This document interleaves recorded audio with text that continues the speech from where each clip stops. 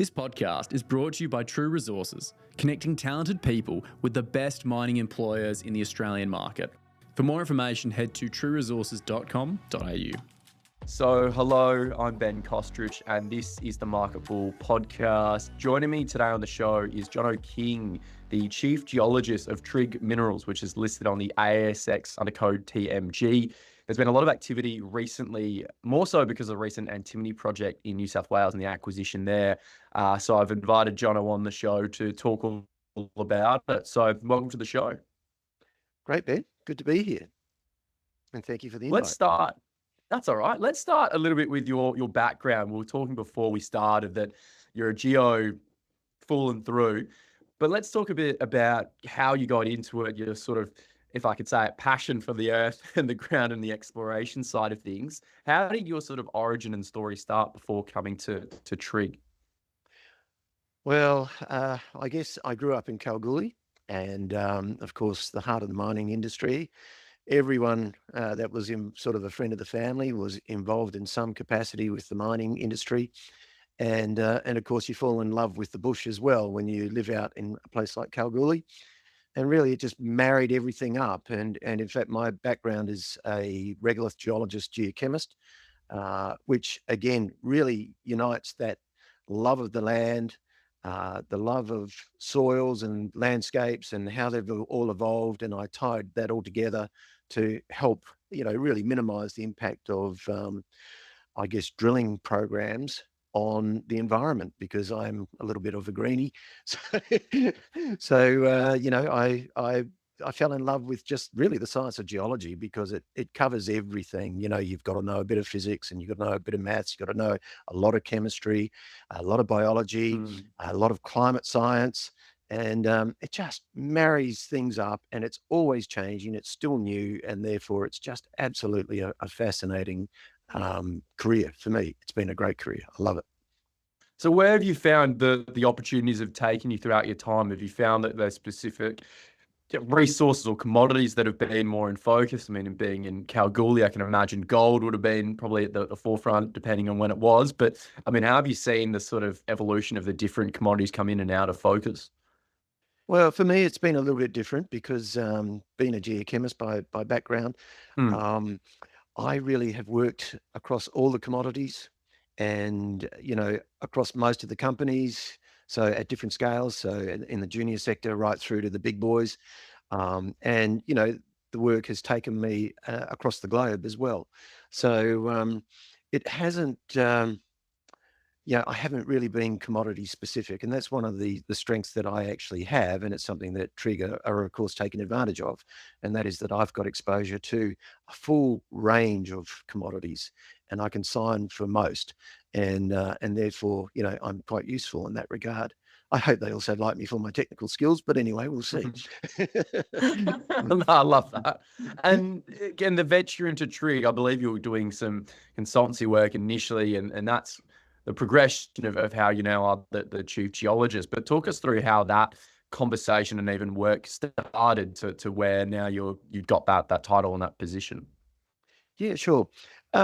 So Trigg, of course, had the Drummond Basin project, which is a fabulous project, which I hope we get to discuss. Of course, there was an opportunity to pivot because of the Chinese essentially closing down the antimony space. And I had familiarity through a former life with a number of antimony opportunities along the East Coast.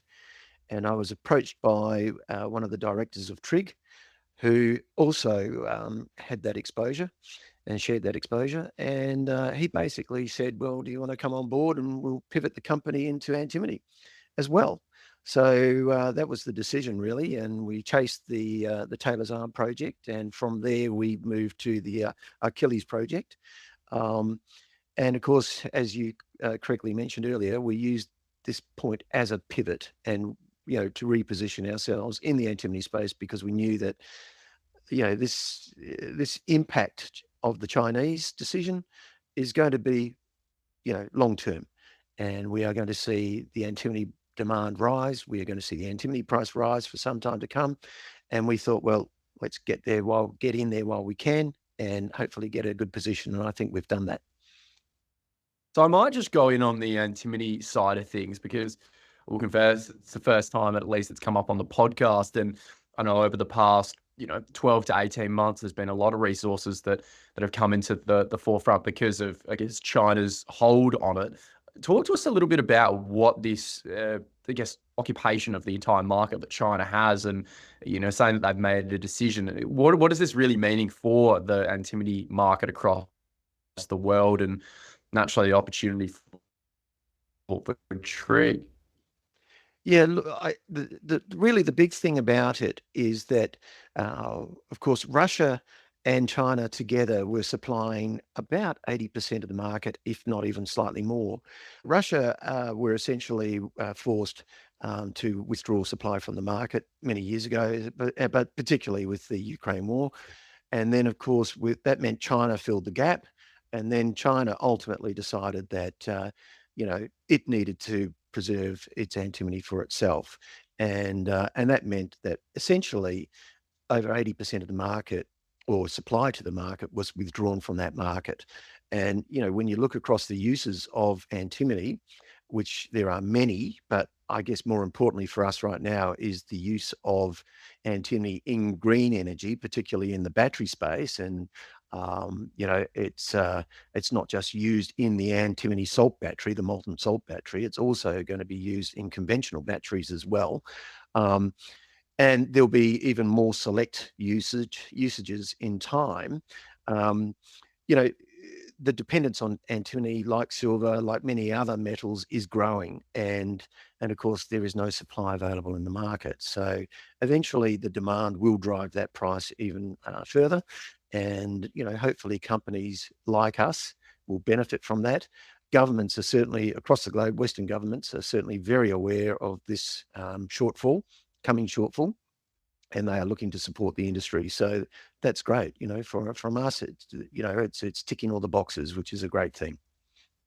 And this probably ties into now the New South Wales project and the acquisition. I mean, this coming across the desk, I can imagine the team would have been looking at quite a few options as well. And this one probably jumped out to the team. So can you elaborate a little bit more about this recent acquisition, and why is it so appealing to the team at Trigg? The Achilles acquisition? Yes. Yeah. Yep.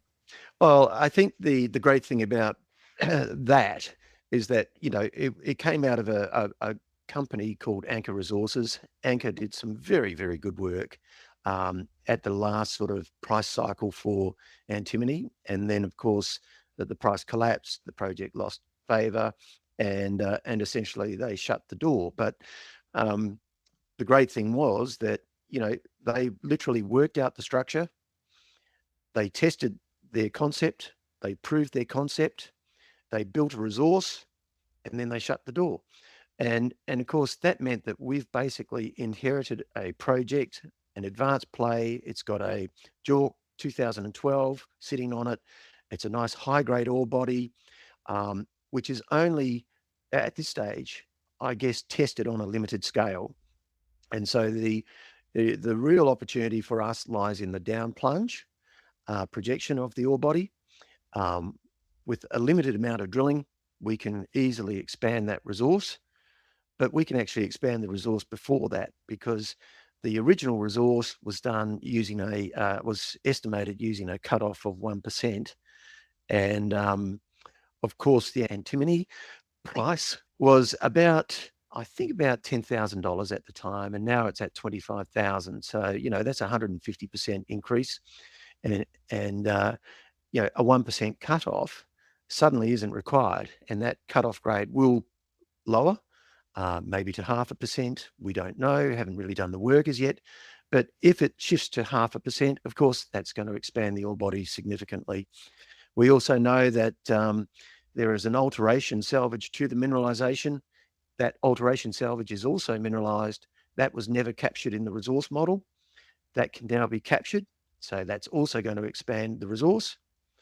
And if you look at the resource itself, there is gold and tungsten in association with the resource, and they were never included in the estimate. So again, you've got other cost structures coming in, which are help the deposit expand and pay And I think it's just, for us, it's a fabulous, fabulous opportunity for that reason. And we've jumped from being really grassroots explorer into pre-development. And so it's a tremendous acquisition. Yeah, massively. And again, there's been a fair bit of work done. I mean, the next steps logically for yourself and the team is to expand this resource. I mean, what are the plans and potential timelines to get this sort of work done? And I can imagine there's also permitting and some of those other requirements that need to be done as well. What's the sort of grand scheme of what people can expect, I should say? Yeah, you're absolutely right. I think there's another point to be made here, Ben, and that is, as I said, the company worked out the structure, and they also recognized that because of the structure, there is potential for repetitions along strike. Now, there's 6 kilometers of strike within the tenure, and there are already a number of other high-grade positions that have been identified, which could replicate the replicates of the Wild Cattle Creek deposit. So, obviously Wild Cattle Creek will take our focus. We will move into drill as quickly as we can. And then we'll start to branch out and fill in the gaps along strike. And it's open in both directions, by the way, 3 kilometers either side. So, we've got plenty of space here. We've got plenty of work to do. The key thing is, as you said, access to the site. As we've just acquired the property, clearly we need to sort the access agreement out, but only 20% of the property is impacted by private land ownership. The rest of it is accessible to us, so we can get on the ground and do work. But we also want to put in place a community engagement program. We want to be fully transparent with the community because, we have to be honest about this. Antimony it never travels by itself. It always travels with other metals, and they tend to be some quite nasty metals. Like arsenic pyrite, so arsenic. You've got cinnabar, which is mercury. So you've got, some other nasty metals there. And obviously, you're in a very pristine part of the world. And so you've got to bring the community along with you. The community, may need a bit of education to understand that, the industry's moved on a long way. We're very committed to environmental best practice, and we're very committed to bringing the community with us along so that all stakeholders have a win. And that's a process in itself that we must undertake. Okay. Yeah, I Sorry didn't for the know about long-winded some of answer. those. No, don't be. I mean, I didn't realize about the potential other sort of nasties, but yeah, I think mining has definitely come a long way from just mining what they need and leaving the rest to responsible sort of destruction or removal of waste, which is now sort of paramount to any development. But more so, I mean, the land mass that you guys have got, I mean, saying you got 80% access straight away, 20% to be worked on. I mean, talking about that 80% available, to paint the picture, how much potential land mass is that you've got to really now analyze and figure out where you want to start, which I assume is based on the previous results that were done by the company. Correct. But what's the sort of land mass and then priority targets that you're going to start looking at? Well, definitely the 20% that we're talking about, it does partly impact the deposit area. So, there's going to be a negotiation that has to happen there in order to open up that access. So we will initially remodel the resource, and we will take into consideration those points that I raised earlier, and we will then proceed to restate that resource. That's an obvious.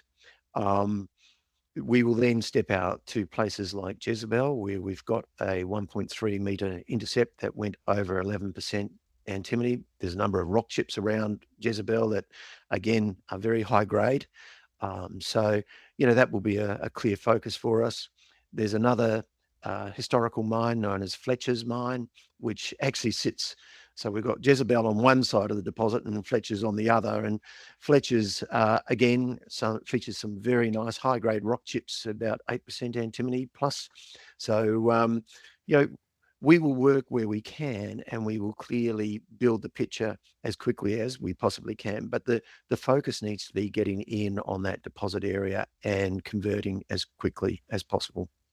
So active mines in the area must mean that some of the accessibility and infrastructures are already somewhat built. I mean, talking about that side of it, I mean, is the area known to be quite, enthusiastic about mining? I mean, what is the local community and even that area surrounding it sort of known for? Because a lot of groups or a lot of places were always known as gold or iron ore, and now it's the refocus is like, oh, there's these resources for batteries, and they've always been there. We were just never really interested in them.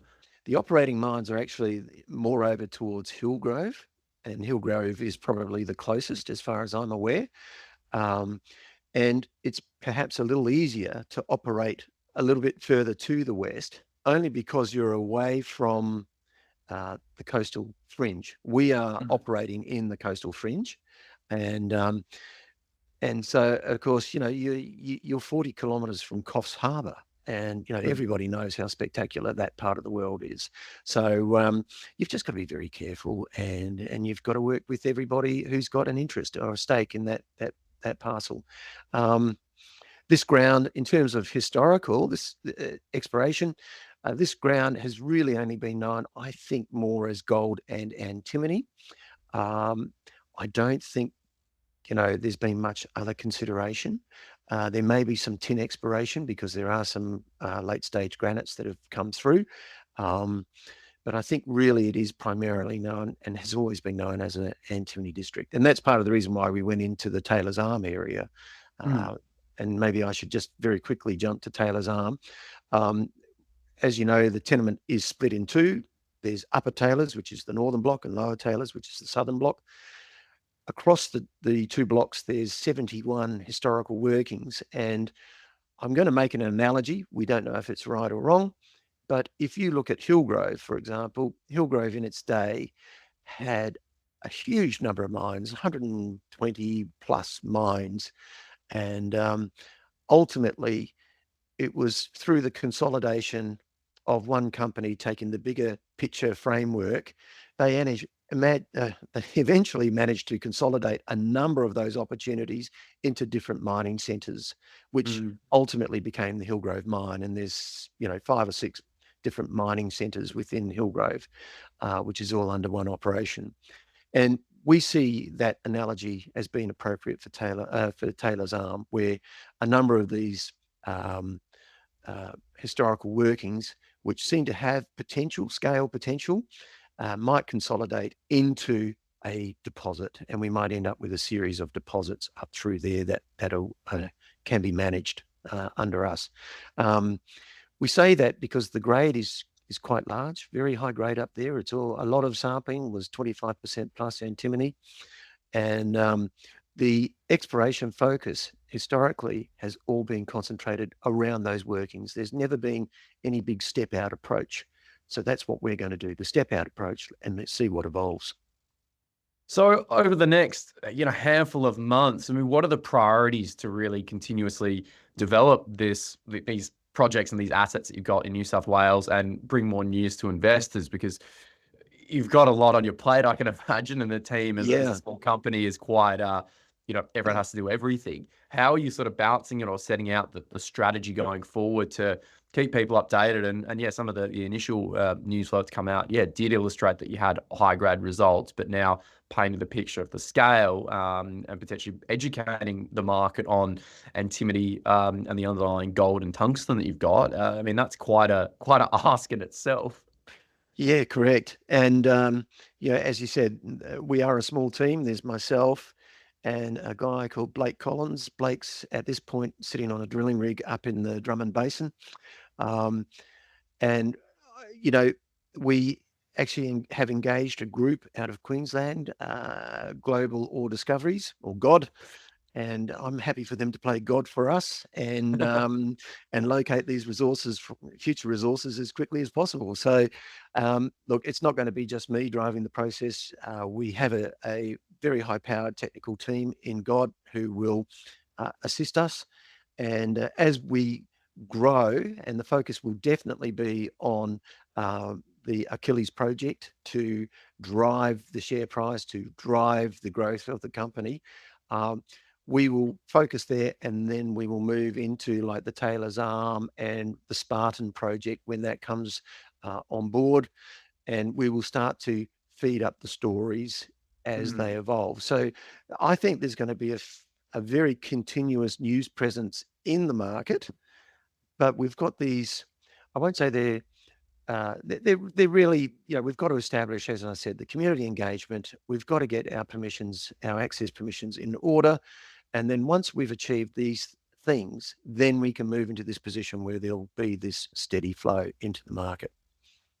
I like it without saying any religious spiel. In God we trust. That's quite a clever way to phrase it. But you mentioned earlier, and you mentioned again there, the Drummond Basin project. That's again in the company, and there's still activity going on there. So you've got that happening in Queensland, if I'm correct. Can you elaborate a little bit more about that project and really what it's about? Because from my research, there's a little bit, but I can imagine that the whole website is going through a massive undertaking an update, but there's still a fair bit happening there. So talk to us about the Drummond Basin project. Yeah, well, the Drummond Basin project, the Drummond Basin is, to me, it's a very exciting play. And we're chasing primarily epithermal gold systems, gold silver systems.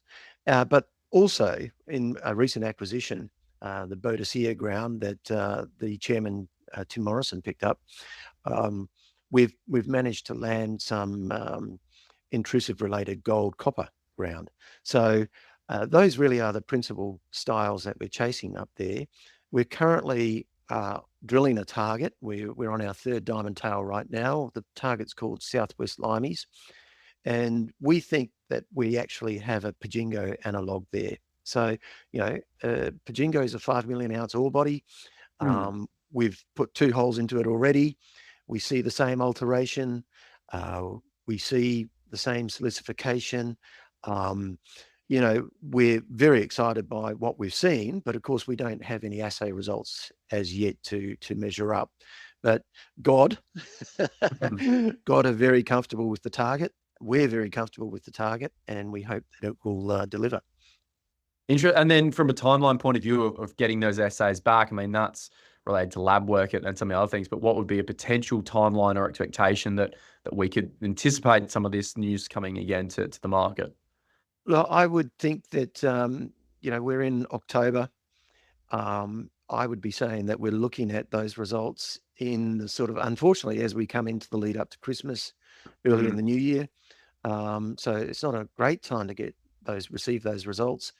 But, the great thing about Drummond is that there's about 7 or 8 projects up there. So again, when you consider that in addition to the New South Wales opportunity, that's a handful. We've got a lot of really good exploration ground under our control. And we've really need a bit of time to sit down and Prioritize. Prioritize. Exactly. Because I mean, as a small company, your resources are limited, and I know with a lot of them, you turn on resources as you see fit, more so from utility and staff and consultants. But looking ahead to the future, I mean, how is Trigg sort of positioned? Again, the financial department probably isn't your side of things, but how are you guys placed to go into the future with a lot of these projects under your belt and looking at that sort of priority list of how you're going to go about it? Well, I think at the moment, really with the Achilles transaction, it was a script only, which is fantastic, which preserved capital. And the Achilles transaction, the Taylors Arm, I think, was mostly script. So they weren't huge cash burns in terms of the transaction. So that's great. So we've managed to preserve our cash that we have. I think we had about 1.9 at the last quarter. Obviously a diamond drilling program and RC drilling program, which is happening up in the Drummond right now, is going to burn a little bit of cash.